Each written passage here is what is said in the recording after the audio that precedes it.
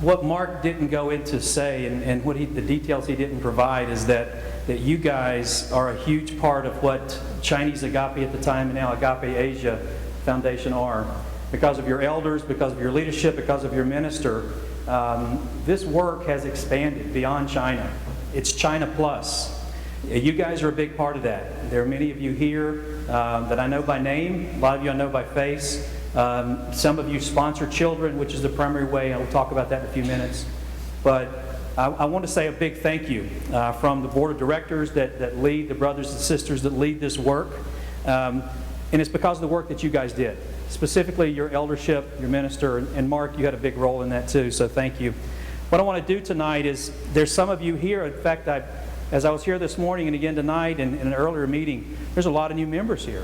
And that's a wonderful thing. There's new members that have been coming here over the last few years, and what I'm trying to do is try to come here regularly and give you guys an update, give you all an update on what's going on, things that are happening, things that we'd like for you to pray for. What can you do to kind of help us? The number one thing, and you hear me say it several times, please pray for the children and for our workers, the folks on the field, those that are leading this effort overseas. That's really the important folks that need your help and need your assistance. As you see on the slide there, what we are about is sharing the Father's love with the abandoned and vulnerable children in Asia. And that's a very broad brush, and what I'm going to do over the next few minutes is I hope to kind of narrow that down and refine that and show you specifically what we're doing. And you may have some questions, and so the first thing I want to do is I want to address some of those questions. You probably have some questions about what do you do? And what I try to explain to people, number one, I hope you go to our website. I hope you see what we say on our website. But what I can't tell you on our website, because of where we work, in China, in Mongolia, in Myanmar, in Nepal, I can't tell you that we're a disciple-making organization. Okay? That's the simple bottom line of what we do. And I'll tell you more about it. Hopefully you heard that verse we read a few minutes ago. We're going to spend a little time on that. But think of us as a three-legged stool. Okay? We work with the churches in these countries in Asia to raise up the next generation of Christians, the next generation of disciples from among these abandoned and vulnerable children. There are millions of them. There are more than 2,000 girls each day abandoned in India. Did you know that? 2,000 per day, folks. That's a day. Not a year, not a month, per day. There are thousands and thousands of kids that are abandoned every day in Asia, and the churches on the ground there have the opportunity to reach them, to disciple them, and that's what we're trying to do. It's what we're trying to work with them. You see on the side there, I say we're kind of a three-legged stool. There's three things that we do to support that idea of disciple making, and that is we provide orphan care. That's the image of what you see. That is the broad scope of what we do. We provide care for orphans. But we also do more than that. We provide medical care. And I'll talk about that in a few minutes. We provide care, surgeries for children that can't afford it, open heart surgeries. In China, the work started by bringing them to the States, but most of them are done in China. Some come to the States. We provide those open heart surgeries for those kids. We also are involved in education. Every child that we care for goes to school, 100% of those kids. And one of the things you find in the world where poverty is the number one challenge to their problem, is the number one problem for them, the way out of that poverty is education. That's the only way. In China, you have to pay for education. Did you know that? There's no free education in China, not like here in the States. You have to pay for school. You have to pay for education in most countries in Asia. So if you come from a poor family, what's your future going to look like? There's no education. You're going to be working in the same kind of poverty environment. You're going to be probably working in the fields. You're going to be doing some things that you never are going to get a chance to get out of that poverty. So we're trying to attack that. That's the three legs of our stool. But above that, there's things that we're trying to do. This is not about trying to create an umbilical cord for long-term funding that we constantly send money to work going on overseas. Our work, our objective is to try to encourage the churches to do this kind of work, to do this kind of mercy ministry work, the work that we're called to do as disciples, as believers. We help equip them. That's where finances come in. We actually help train. We help provide capability. We get them started on their work. But our objective is to provide sustaining work. We're going to talk in a few minutes about some work that we're getting involved in India. And what we're learning from them, what they're teaching us, is that it's possible for works to become self-sustaining. They had works where preachers in that country who had been supported 100% by churches here in the U.S. became 100% self-supporting. There are orphanages that have become 100% self-supporting in that country. The same kind of thing can happen in other places. That's our objective, is help them. Not to create dependence on us, but to allow us to help other people. When we launch this one organization, this one orphanage, there's other places we can serve. Encourage, equip, and sustain. That's what we try to do. So why? Hopefully this is not a surprise to anybody. Hopefully you can read that too. Matthew 28 sort of calls us to go and make disciples, right? As a believer, as a follower of Christ, as we talked about in our class this morning, I can't just say I'm a believer, I'm a follower of Christ. And as a follower of Christ, what do? I go make disciples. As an organization, that's our objective. Helping those churches make disciples.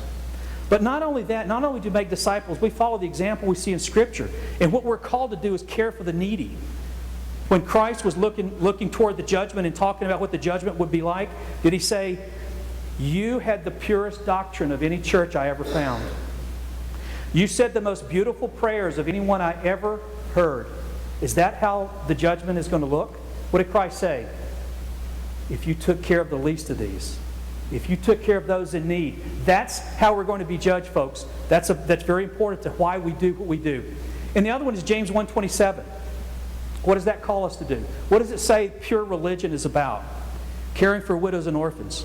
And so this shouldn't be a surprise to anyone. Anyone that's either grown up in the church or been anywhere in any kind of a religious body, hopefully you've heard these principles, these values. That's what we're trying to do through this organization. Where do we do this? One of the things I want you to see is how large of a country China is. Now, I'll tell you right now, there's a mistake on that slide. Because there's a country at the far western end of China that shouldn't be colored yellow, but it's just a little corner over there. That's a huge country. We started in China. 1997, the work started. We became a charity in 2002. You guys started getting involved, I'm going to say probably 2009, 10, 11, right in that area. In 2016, as Marcus said, we started getting involved in Myanmar, which is that country just down to the bottom of China. Let me see if I can point this out to you. This is the country of Myanmar. Some people have heard about it as maybe called Burma. Okay? Myanmar is a country ruled by the military, but there are some amazing church planters and brothers and sisters that are there spread the gospel. There's a brother we work in this little city in the southern part, small city of about 50 million people, called Yangon. Church planter that came back from preaching school in India decided to start an orphanage.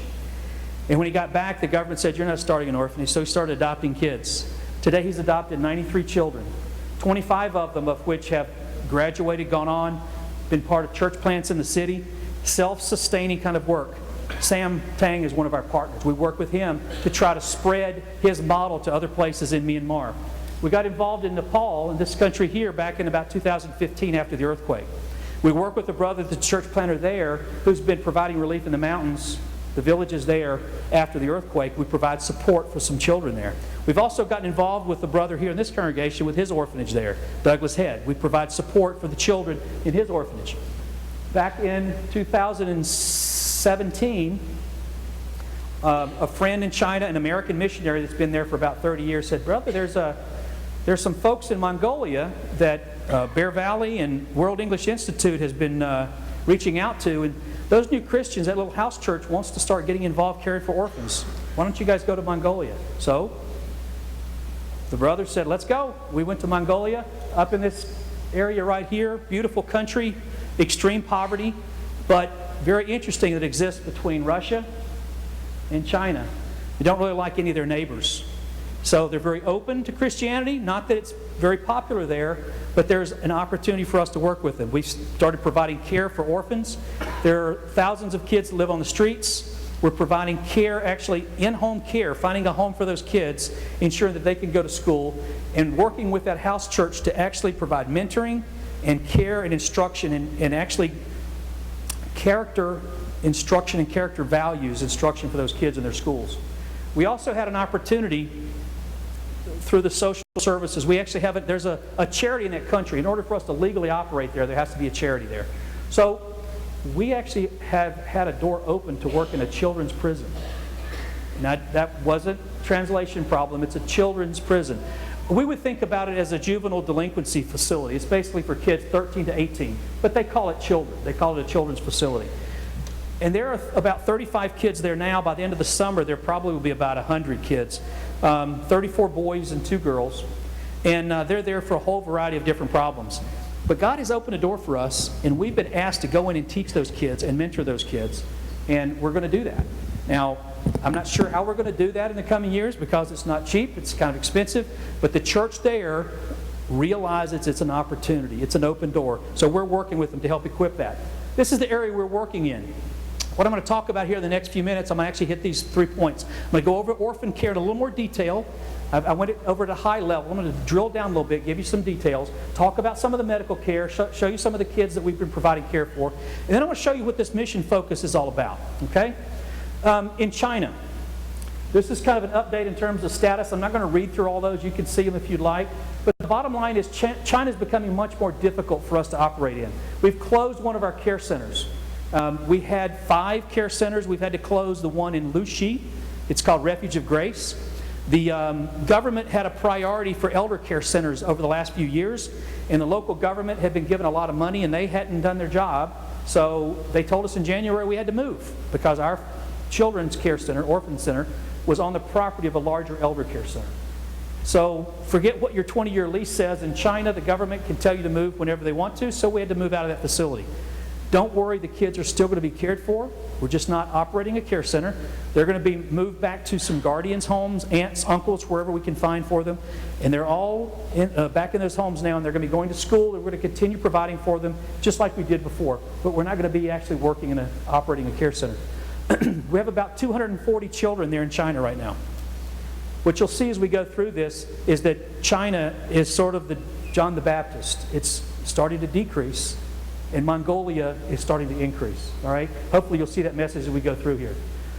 We have gotten foreign NGO registration in country for one of our care centers, the one out in the far west, in the Sichuan province. And what that does, it allows us to have to get funds into the country legally, but it actually opens us up for more registration and more requirements and more monitoring. But at least it gives us national registration. All the other centers are all registered locally, and so the local officials can change standards on us and change requirements on us regularly, and it's up to those local the directors to have to deal with that.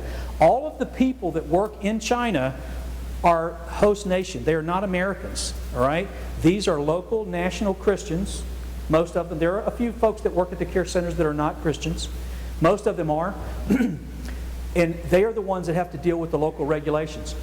Very important things happen every summer. We're starting to see more and more children graduate from high school and from college. And so what's happening is these kids are getting older. As you've been following us through the years, those children that were in 2nd and 3rd grade a few years ago, now suddenly they're in high school. And so you're going to start seeing more of those older children, which means it's more expensive to educate those children. We actually had 21 new children this year. It's the highest number we've had in the last 3 years. The local directors improving relationships with their local governments, and they're allowing them to bring some children in. The 3 care centers in the far south along the Vietnam border in the area called Guangxi, that province, probably won't see a lot of new children coming into that area. Very tight regulations, very tough restrictions, but the challenges we have, the facilities are getting older. Not very good building standards in China. You're not talking about the same type of requirements for your buildings. The buildings deteriorate very quickly. Very high humidity. There's lots of issues there in southern China.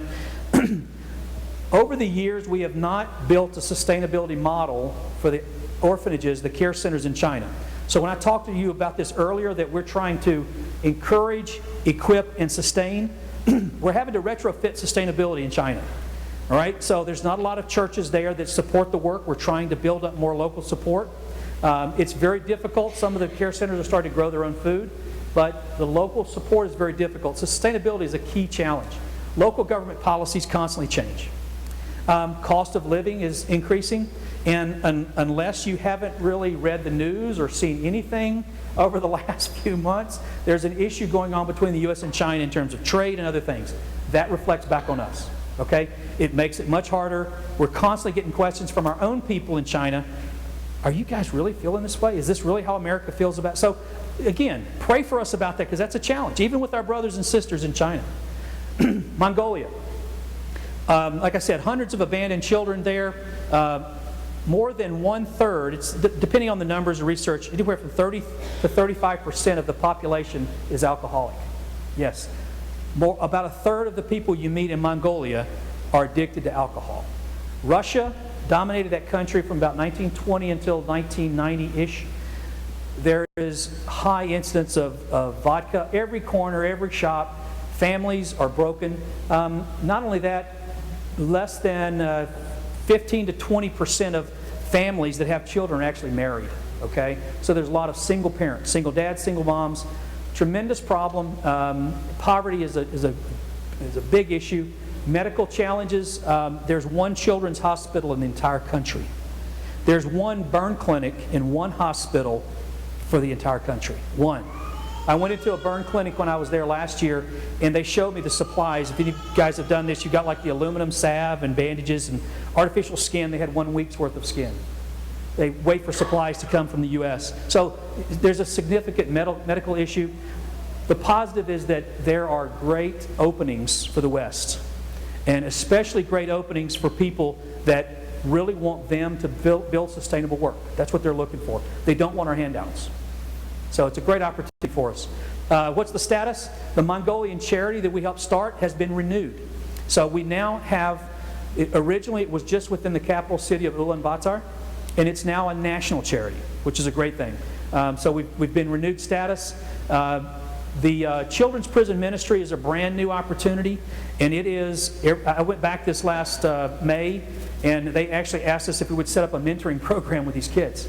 After I came back to the States, I got some photographs, and if you followed us on Facebook, you may have seen some of them, but the group from Bear Valley and some of the churches up in the Midwest went over there, and they actually got into the prison with the kids and gave them Bibles. So I'm not sure what God's doing with this, but I do know that God's giving us an open door, and we're excited about it, and we're going to go walking through it, okay? Originally, we went in there thinking we were going to build an orphanage. We're not building an orphanage there, folks. They don't need an orphanage.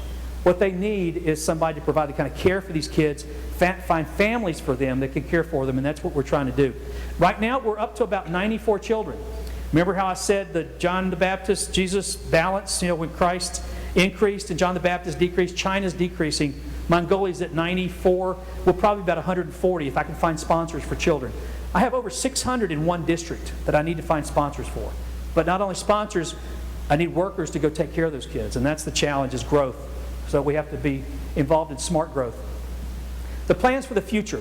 I mentioned Bulgan Amag. Amag is just a name for province or state. The province just to the west, called the Bulgan, is open for us to come in. They've asked us to come build something, to do something to help their kids. They can identify the problems, they can identify the children, but they don't have resources to care for them. Domestic violence situation, if they identify a problem, they can provide resources to get a mother and children, or father, whichever it is, out of that situation for a week, and then they don't have any way of taking care of them beyond a week. So there's a big resource issue. We're looking at building a family-based orphan farm, okay, in Mongolia. It's unique, it's going to be outside the box, it's different. But those kids that grow up in that rural area don't need to learn how to be plumbers. They don't need to learn how to be electricians. They don't need to learn how to fix computers. They need to learn how to raise sheep. They need to learn how to raise cattle and yak. Oh, by the way, yak's milk is great, okay? It's really sweet. That's what these kids need. They need families to do that. So we've got some Christian families in that country, in that city, that want to go out and do that. We're praying, trying to identify some opportunities to do that, to fund that, but hopefully next year we'll be able to do it. We're providing training for these care providers. We have folks that have got training as social workers and other things, but in order to really care for these kids, they need some training. We haven't provided them training yet. We're going to be doing that this year. Disciple-making training. One of the things we're working with that local church about is helping them go back to Matthew 28. Not just start a church, but make disciples. People that follow Christ, not follow a model of a church. We want to get them into the Word and help them become disciple makers themselves. The other thing is we're encouraging visits. There's opportunities to teach English in the local schools, teach English in the prison, to teach these value instruction. We need teachers. We're trying to find that in the local community. There's groups that are stepping up to try to help out, but I would love for some American churches and individuals to go do it. I actually have a brother and sister up in Montana retired vocational teacher wants to go over, and he may actually be teaching, he and his wife teaching in a vocational school there. They've opened up a vocational school for us. So Mongolia, if I'm excited about it, if I sound that way, I am, okay? I really like that area. Myanmar, again, booming area. You see a picture here in the top right. That's Sam Tang and his wife and 2 kids. Mercy, right? Amazing guy and family. It's when Sam asked Mercy to marry him, he already had 15 kids he'd adopted. All right? Who would marry a guy with 15 children? Really, seriously. So this is Sam. The picture on the left is a group that's been taken in by another brother there. Joseph is a preacher. He leads a little house church there on the east side of the capital. Those are children that have been taken in. And the ones in the bottom, that's a picture with Mercy and some of the kids that they have on his farm. Like I said, he supports all these kids himself. He provides for all these children. The situation in Myanmar is there's ethnic battles, ethnic fighting going on the border. It's more than just ethnic. There's some drug issues going on. There's smuggling across the border. There's people getting chemicals in from China, and if you don't pay off the local government, the local government takes action. And so it's a very complicated issue, but the bottom line is kids are losing their families. The families then send them to the capital of Yangon. And these kids are living on the streets. They're being taken in by Buddhist monasteries. They're taken in by anyone who will help them. There's a huge opportunity for the local church to care for those kids. And so that's the delta, that's the gap that we're stepping into. Myanmar I'm saying it's just opening to the outside. That's probably a stretch. It's opening to a degree, but it's still, they're very much anti-West. They're very much against Westerners coming in. But we're not trying to get Westerners in there. We're trying to help those local churches make an impact on their community. Okay? Status, again, we're doing family-based, church-based care for these kids. We have sponsors for these children. Right now, I think we're at about 18 children in country. I'm going to be over visiting both Myanmar, Nepal, and India in September. We may be adding more. There's some more families that want to take in kids, but I really want to see them first and spend time and observe before we do that. Again, training for the providers, some disciple-making training that they've been working with us and other groups in the past. That's going to continue. We're encouraging group visits. Myanmar is not opposed to that. We'll have to do it very delicately. I'm not sure how big the groups can be, but we want to encourage groups to get involved. Trying to get to India already. Nepal, same thing. There's a church planner, an encourager there named Bikash Dashar. He and his wife, they just got married 2 years ago, and they've got, I think, a 6-month-old baby. This is the mountain village in the left, up in the Dading area, Dading Besi. And then the bottom left is actually a photograph of, they have natural disasters, earthquakes, flooding in Nepal regularly. And so there's relief work going in there. Again, lots of poverty. There's issues Kathmandu is the largest city. The one area I want to point out to you is there's actually some growth south of Kathmandu, down along the Indian border. Very few missionaries, Nepali church missionaries in that area. And there's a family there that's taken in some orphans, and we are going to visit with them when we go over, so we may take them in and help support his work. So again, it's not that we're supporting a missionary. What we're trying to do is help these guys that are in the church show what it's like to care for the needy. Okay? That's what it's all about. And in essence, it is helping these missionaries. These are Nepali Christians that we're going to be helping. The other thing is, and as I've talked about India in a few minutes, there's a need for girls' rescue homes in Nepal. If you follow anything in the news, there's loads of sex trafficking, just lots of issues going on in Nepal, and there's opportunities to go in and help kind of intervene in that. In fact, there's lots of groups that actually are on the border taking a lot of risk that we don't intend to get into, but there's loads of opportunity. I want to point out this to you. We started this year working with a group called the India Discipleship Network. They've been in India for about 40 years. They're located here in the Dallas area. They have, I'm going to say 30 to 50%, 40% of their support of the work that they're into is supported by the churches in India. That's something that's very important for us to learn that. We're hoping to learn from them. However, they've got some great things going on like water wells. They're drilling wells, converting communities, Hindu communities, because the local Christians provide them free water. You can provide free water into a village because they don't have clean water. Completely changes life in that village. The women and children don't have to walk miles to get water out of the back of a government truck that they may have to wait days for, okay? They get free, clean, fresh water. And oh, by the way, the message is, this is the water of life. And the church there is able to reach those people, the message of Jesus, through that water. It's amazing ministry. We're going to try to replicate that in other places. Nepal, there's need for water there. There's a Christian school. I mentioned this earlier to the elders and the deacons. There's actually a Christian school that uses English as the medium for instruction. It's in a Hindu community, and Hindu students attend that school, public Christian school.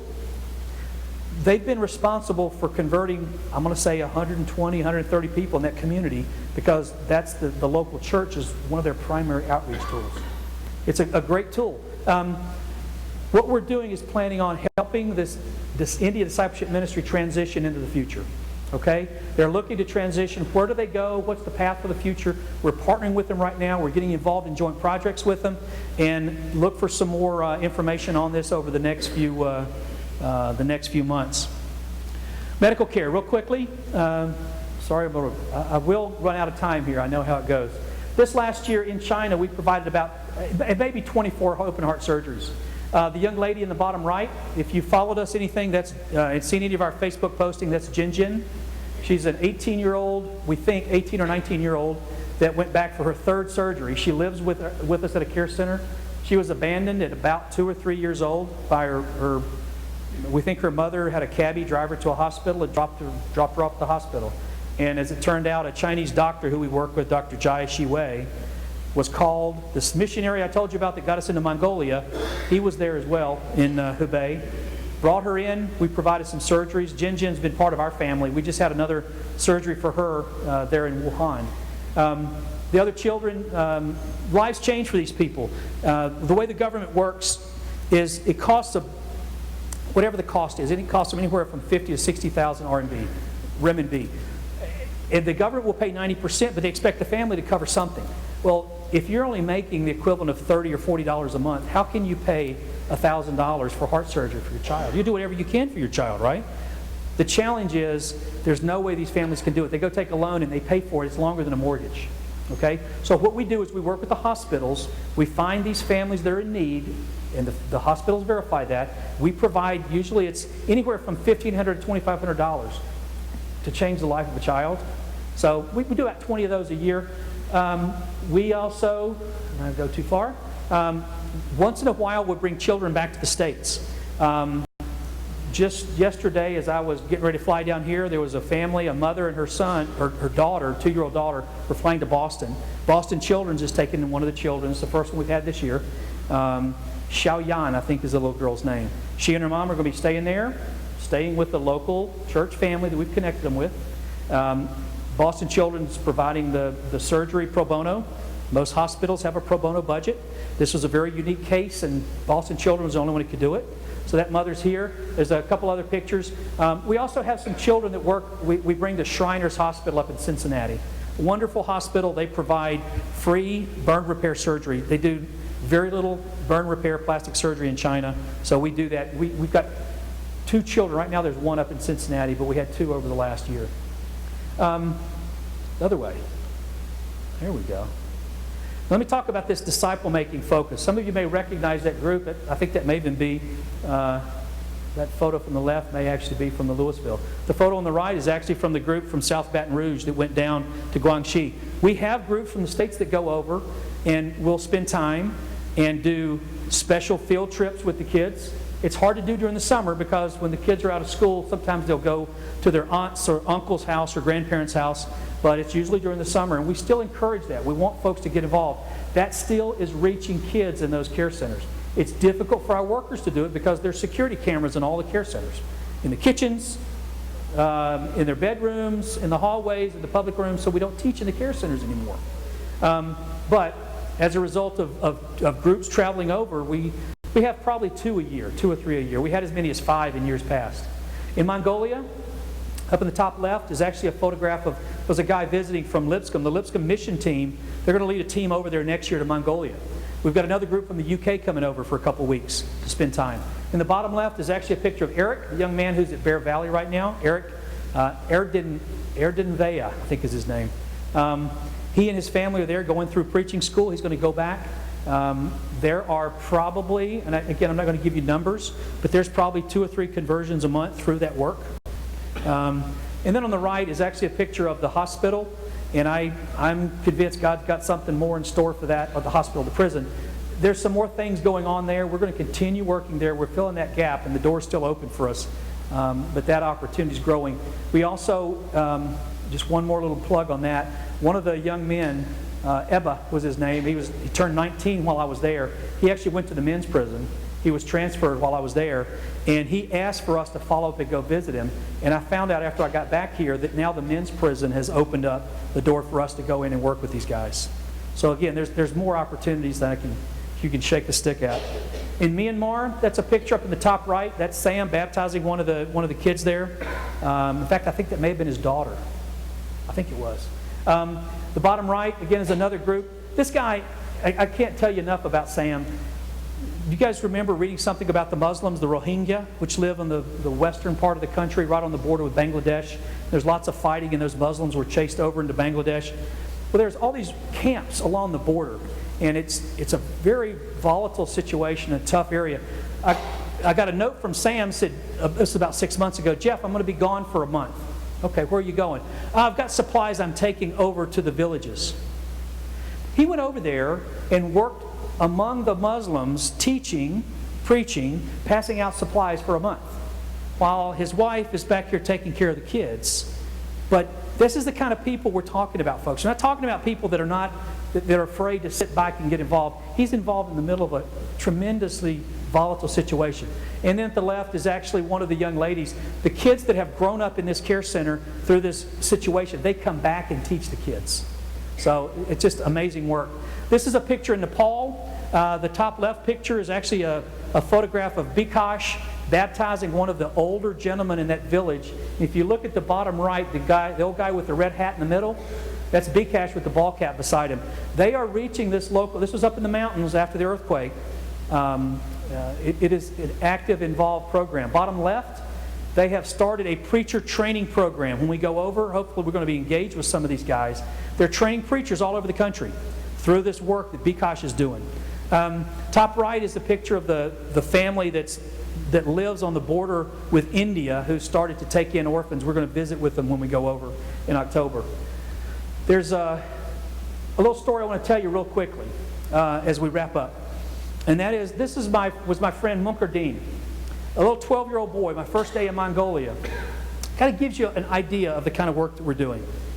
Munkardeen's 12. His mother was a prostitute.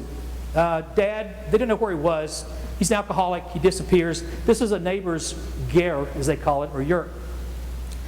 The teacher brought us over there because it was school day. And I said, why are the guys in school? Well, he's here taking care of his brother and sister.